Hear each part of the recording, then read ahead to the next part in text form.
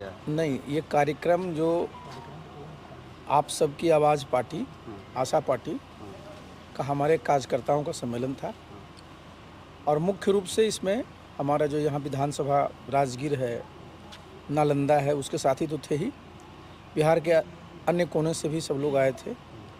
और ये सम्मेलन हम लोगों ने इसलिए किया है कि आप जानते हैं कि हम लोग अब चुनाव में लगे हुए और 2025 में चुनाव सितंबर, अक्टूबर, नवंबर के महीने में होगा।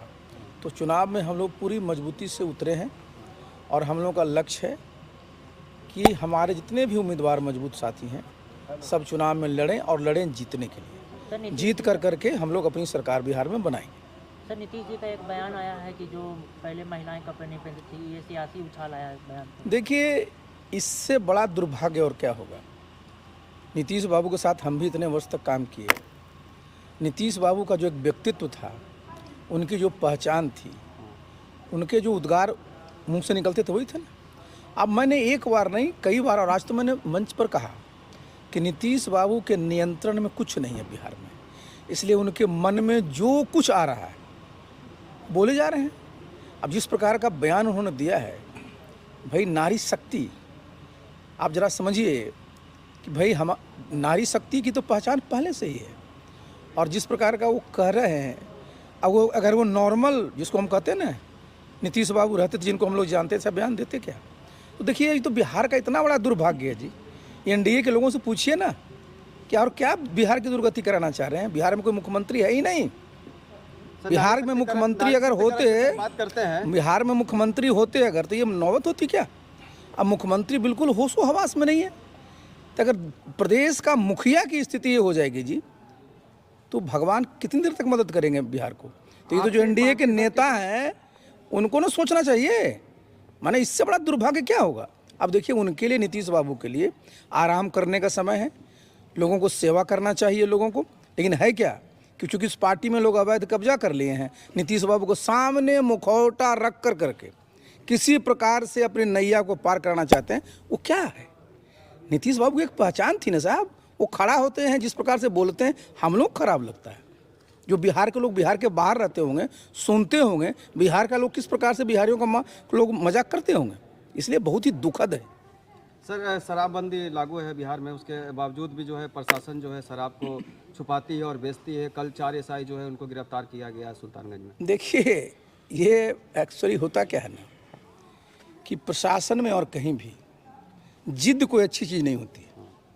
अब नीतीश बाबू के मन में कौन डाल दिया कि शराबबंदी अगर लागू कर दीजिएगा तो आप बिल्कुल गांधी जी के बाद दूसरा आप ही का नाम होगा। देखिए, आप बिहार में जननायक कर्पूरी जी भी बिहार के मुख्यमंत्री रहे, उन्होंने भी शराबबंदी लागू किया था।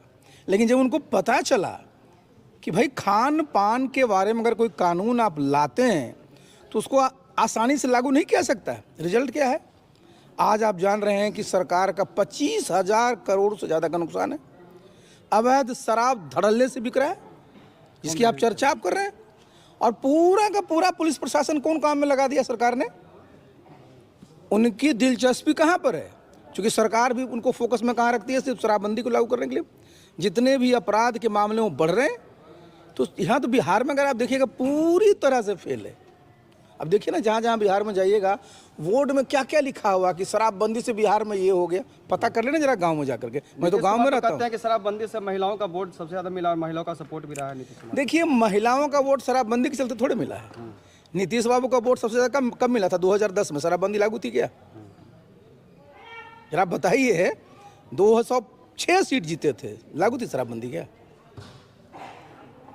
आपकी पार्टी कितने विधानसभा सीटों पर लड़ेगी अब तक का क्या? देखिए, मैंने कहा ना कि हम लोग अपना जितने हमारे कार्यकर्ता साथी हैं सबसे हम लोग का बराबर संवाद चल रहा है।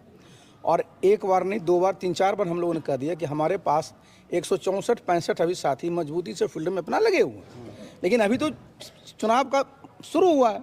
हमारे यहाँ तो जहाँ जहाँ भी हमारे मजबूत साथी आएंगे, देखिए एक बात जान लीजिए, किसी को एक गलत फहमी नहीं होनी चाहिए कि आशा पार्टी कोई नई पार्टी है तो क्या करेगी। हमारे जितने लोग हैं सब अनुभवी लोग हैं। किसी को 20 साल का अनुभव है, किसी को 30 साल। मैं तो आपके सामने हूँ, मेरे सामने जो है सार्वजनिक जीवन का 43 साल का अनुभव है, सरकार चलाने का अनुभव है, पार्टी संगठन चलाने का अनुभव है, तो हमारी पार्टी में मजबूत साथी लोग हैं।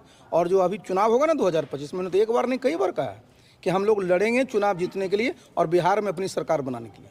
आपका किसी से गठबंधन होगा कि अकेले अपने दम पर लड़ेगी चुनाव? देखिए, मैंने बताया ना कि अभी हम लोग तो अपना काम कर रहे हैं, हम मजबूत हैं। जिनको गठबंधन करना है हमारे पास आएंगे तो हम विचार करेंगे। लड़ सकते हैं गठबंधन में भी? भाई आएंगे तो ना विचार करेंगे हम अपना। देखिए मैं बता दूं, एक बार नहीं मैंने कई बार कहा है, बिहार में हम किन्हीं को भी नापसंद नहीं करते हैं।